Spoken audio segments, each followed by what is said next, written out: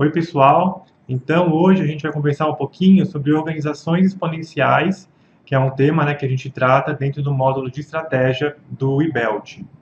Bom, a primeira mensagem que a gente precisa passar aqui, quando a gente fala de organizações exponenciais, é que qualquer empresa projetada para o sucesso no século XX está fadada ao fracasso no século XXI. Então, por que que é isso, né? Por que que isso acontece? Qual que é a mentalidade das empresas do século XX? E por que que é tão difícil inovar nessas grandes empresas? Bom, primeiro a gente tem que lembrar que uma empresa, né, uma organização, ela foi desenhada para execução de um modelo de negócio de uma forma repetitível e escalável. Então a ideia é replicar o que já vem dando certo nas organizações. E aí, a teoria da administração no século XX criou várias ferramentas de estratégias que são a antítese da inovação. Então, elas olham o que já vem dando certo no negócio e tentam replicar.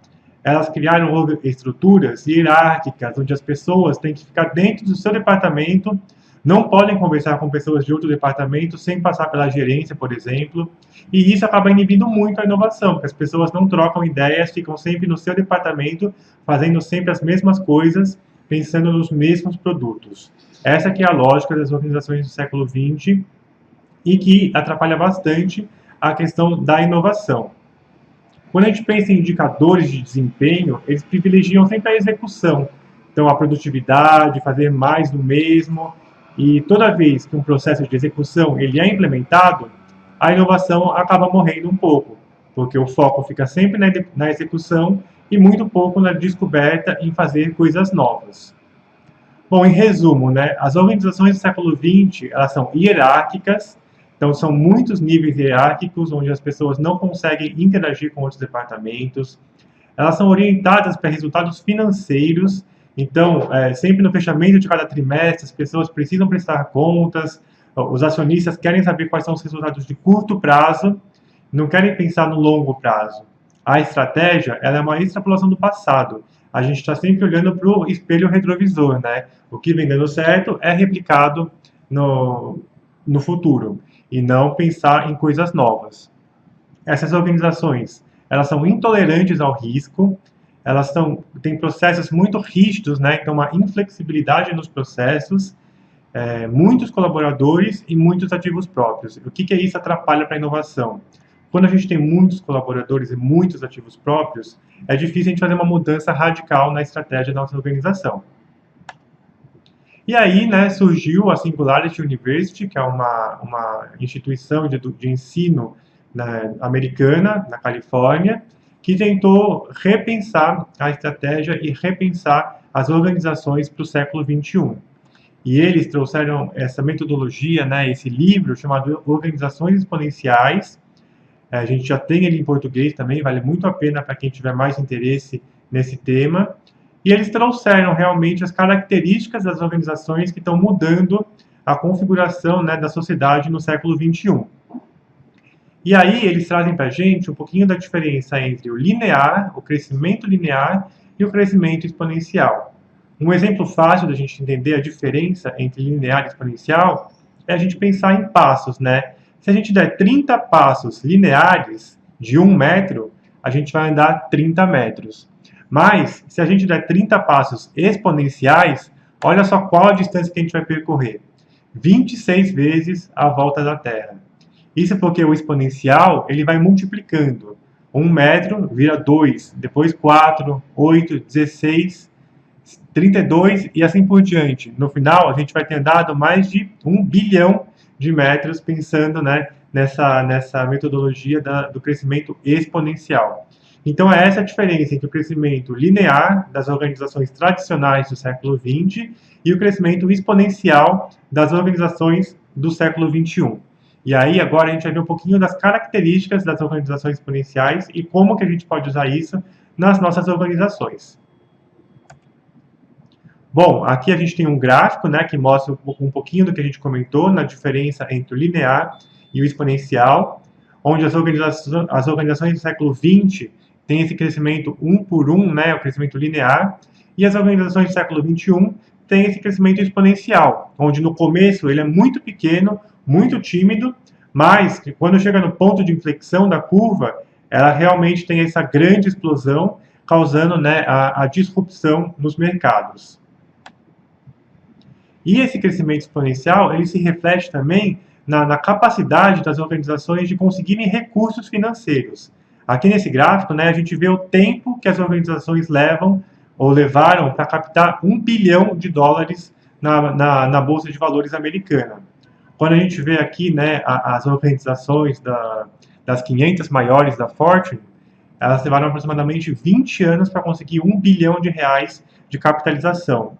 Facebook já foi em 5 anos. O Uber, menos de 3 anos. Já o Slack, de 2014, em menos de 2 anos conseguiu $1 bilhão de valor na Bolsa de Valores. Então a gente vê também que esse crescimento, além de exponencial, ele também tem uma capitalização exponencial de recursos. Bom, e o que isso importa, né, para as nossas organizações? Hoje, mais de 3 bilhões de consumidores no mundo desenvolvido vão entrar na classe média até 2030. Então, a gente tem uma oportunidade muito grande de atingir todas essas pessoas e ter esse crescimento exponencial nas nossas organizações também. E como que são, né, essas organizações? Elas são ultra em quase tudo. São ultra rápidas, ultra móveis, mobiles, né, inteligentes, conectadas, convenientes, transparentes, e elas causam realmente uma sensação de dependência, né? As pessoas não conseguem mais viver hoje sem o Uber, sem o Airbnb, sem o Facebook. Essas organizações, elas criam essa relação com os consumidores de realmente uma dependência no uso e no nosso dia a dia. Aqui a gente tem, né, os 6 Ds, que são as principais características das organizações exponenciais, começando com o digitalizado. Então, essas organizações, para atingirem um público cada vez maior, elas são digitalizadas, elas não podem depender só de ativos físicos, de construções, então elas estão na internet, no computador, no celular. O dissimulado tem muito a ver com o crescimento das organizações. Como a gente viu no gráfico, nos primeiros meses, anos de atuação, elas têm um crescimento muito pequeno. Elas começam com 2 pessoas usando, depois 4 pessoas. Nesse início, elas nem estão no radar das grandes organizações. Mas depois, quando elas estão no ponto de inflexão da curva, que passa do 1.000 para o 2.000, 4.000, 1 milhão, 2 milhões, aí elas têm um crescimento realmente exponencial. E nesse momento que elas vão entrar no radar das grandes organizações, já vai ser tarde demais. Elas já vão estar lá em cima da curva e vai ser difícil para as grandes organizações conseguirem mudar o panorama que se desenha. São disruptivas, então elas trazem soluções disruptivas. Desmaterializados, tem muito a ver com ativos físicos, né? Aqui um grande exemplo é o Airbnb, que não tem nenhum quarto de hotel, mas é a maior empresa, né, de locação de hospedagens, ou Uber, que não tem nenhum carro. Então elas são desmaterializadas. Desmonetizadas, então não existe uma transação financeira tradicional nessas organizações. Quando a gente desce de um carro do Uber e do 99 Táxi, a gente não faz um pagamento, né, físico tradicional. Isso vai cair na nossa conta, a gente vai parecer que nem teve um gasto. Só no final do mês, quando a gente tiver lá a nossa fatura cheia de gastos, é que a gente vai perceber o quanto a gente usou esses serviços. E por fim, né, o democratizado. Então, qualquer pessoa, qualquer estudante, qualquer empreendedor que tiver uma boa ideia, consegue colocar isso no papel, cria um aplicativo e pode desenvolver uma organização exponencial. E aqui, né, o Salim Ismail, que é um dos fundadores da Singularity University, ele traz para a gente isso, que a nossa capacidade de atingir a humanidade, ela foi democratizada. Com uma boa ideia e uma pequena equipe de desenvolvimento, a gente consegue trazer mudanças para a sociedade. Bom, aqui alguns exemplos, né, que a gente traz de mentalidade exponencial. É interessante a gente ver como é difícil prever uma mudança exponencial. A McKinsey, né, no início da década de 80, ela foi contratada pela AT&T para fazer um estudo sobre o crescimento, né, no uso de telefones celulares nos Estados Unidos. Na década de 80, essa tecnologia era muito incipiente, poucas pessoas ainda usavam telefones celulares, E aí a McKinsey, né, fez uma previsão de que menos de 1 milhão de telefones celulares estariam em uso até o ano 2000 nos Estados Unidos. E a realidade, 100 milhões de celulares ativos no ano 2000. O que faltou aqui para a McKinsey foi entender que não era um crescimento linear, né, que eles estavam acostumados a ver no mercado, e sim um crescimento exponencial, onde a curva de inflexão tem, né, um grande crescimento, e aí ela traz essa realidade que não foi percebida pela consultoria. Outros exemplos clássicos, né? A gente tem a Kodak, que entrou em falência no ano 2012. Ela tinha inventado a tecnologia das câmeras digitais, mas não levou para frente esse mercado, continuou apostando na tecnologia de filmes analógicos, e aí ela acabou realmente ficando para trás no mercado. O Instagram, que era uma startup, nesse mesmo período de tempo, né, em 3 anos de mercado, conseguiu um grande crescimento exponencial e no final foi adquirida pelo Facebook por $1 bilhão. Um outro exemplo interessante tem a ver com o mercado de GPS. Então, tradicionalmente, né, quando a gente tinha os GPS no mercado, eles dependiam de antenas de sinalização que faziam a triangulação do sinal via satélite e mostravam o melhor caminho para o usuário percorrer um ponto A até um ponto B. Então, a gente precisava de muitas antenas que cobrissem toda a área desejada para ter um serviço realmente de qualidade. Então, aqui é um GPS, né, tradicional que todo mundo usava, né, no início da década de 2000. E a Nokia, ela queria entrar nesse mercado. Então, ela adquiriu, né, em 2007 a Navitec por $8,1 bilhões, com a ideia de realmente dominar o mercado de sensores de tráfego. Mas, no mesmo tempo, lá em Israel, né, uma startup surgiu com uma ideia bem diferente, de não depender de antenas de transmissão para ter o melhor sinal de GPS. O que eles fizeram? Eles usaram sensores dos smartphones que estavam entrando, né, em grande popularidade no mercado para detectar a localização dos usuários e prever o melhor caminho de deslocamento. Em 2 anos, o Waze já tinha um número de sensores da Navitec, e em 4 anos eles tiveram um crescimento 10 vezes maior. Então, eles tinham 10 vezes o número de antenas da Navitec.